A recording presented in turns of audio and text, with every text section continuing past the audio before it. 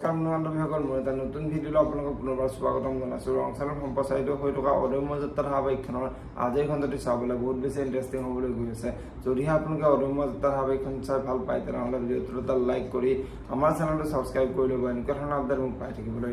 অদম্য যাত্ৰা ধাৰাবাহিকখনৰ যোৱা দিশত দেখিবলৈ পাইছিলে বন্তিয়ে লাইব্ৰেৰীলৈ কিতাপ পঢ়িবলৈ গৈছিলে আৰু অমিতে বন্তিক দেখা পাই তুমি যে ইয়াত বুলি বন্তিক সুধিছিলে আৰু তেতিয়া বন্তিয়ে মই ইয়ালৈ উপন্যাস পঢ়িবলৈ আহিছোঁ বুলি অমিতক ফাঁকি দিছিলে। আৰু তেতিয়া অমিতে তোমাৰ যদি সময় আছে তেনেহ'লে আমি বাহিৰলৈ গৈ কফি একাপ খাই উপন্যাসৰ ওপৰত আলোচনা কৰিব পাৰিম বুলি বন্তিক মাতি লৈ গৈছিলে। আৰু অমিতে বন্তিক ফুৰাই লৈ আহি তোমাক দেখোন এৰি দিবলৈ ইচ্ছা নাই বুলি বন্তিৰ আগত কৈছিলে। আৰু তেতিয়া বন্তিয়ে তুমি দেখোন বয়ফ্ৰেণ্ডৰ নিচিনা বিহেভ কৰি আছা, দুবৰীয়ে এইবোৰ কথা গম পালে ডাঙৰ কথা হ'ব বুলি অমিতৰ আগত কৈছিলে। আৰু তেতিয়া অমিতে মই বিয়া হোৱাৰ সিদ্ধান্তটো লৈ ভুল কৰিলোঁ বুলি বন্তিৰ আগত কোৱাত বন্তিয়ে এতিয়াও কিন্তু সময় আছে, সিদ্ধান্ত সলনি কৰিব পাৰিবা বুলি অমিতৰ আগত কৈছিলে।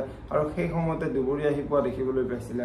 আৰু আজিৰ খনটিত আপোনালোকে দেখিবলৈ পাব দুবৰী ঘৰলৈ আহি বন্তিয়ে বাৰু অমিতৰ লগত কিয় এনেকৈ ঘূৰি ফুৰিছে, কেনেকৈ বন্তি আৰু অমিতৰ মাজত বাৰু কিবা সম্পৰ্ক আছে নেকি, মই বাৰু ৰাহুল দাক এনেকৈ বেয়া কৰিলোঁ নেকি, মই ৰাহুল দাকে ভাল পাব লাগিছিল নেকি বুলি দুবৰীয়ে চিন্তা কৰিব।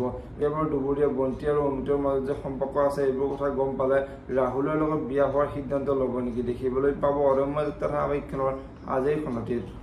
আজিৰ খনটিত বন্তিৰ দেউতাক অনুৰ ওচৰলৈ আহি বাৰু অনুৰ ওচৰলৈ আহি তোৰ পইচা যোগাৰ হ'লনে বুলি অনুক সুধিব। আৰু তেতিয়া অনুৱে মোৰ এতিয়ালৈকে পইচা যোগাৰ হোৱা নাই বুলি বন্তিৰ দেউতাকৰ আগত কোৱাত বন্তিৰ দেউতাকে তই চিন্তা কৰিব নালাগে, তোক মই এডমিশ্যনৰ সকলোবোৰ পইচা দিম বুলি অনুৰ আগত কোৱাত অনুৰ মনটো বহুত ভাল লাগিব। এতিয়া বাৰু অনুৱে সি যে এণ্ট্ৰেঞ্চ পাছ কৰিছিলে এই সকলোবোৰ সঁচা কথা দুবৰী আৰু মাকৰ আগত ক'বনে, দেখিবলৈ পাব অদম্য যাত্ৰা ধাৰাবাহিকখনৰ আজিৰ খনটিত। যদিহে আপোনালোকে অদম্য যাত্ৰা ধাৰাবাহিকখন চাই ভাল পায় তেনেহ'লে ভিডিঅ'টো এটা লাইক কৰি আমাৰ চেনেলটো ছাবস্ক্ৰাইব কৰি ল'ব। এনেকুৱা ধৰণৰ আপডেট মোক পাই থাকিবলৈ ধন্যবাদ।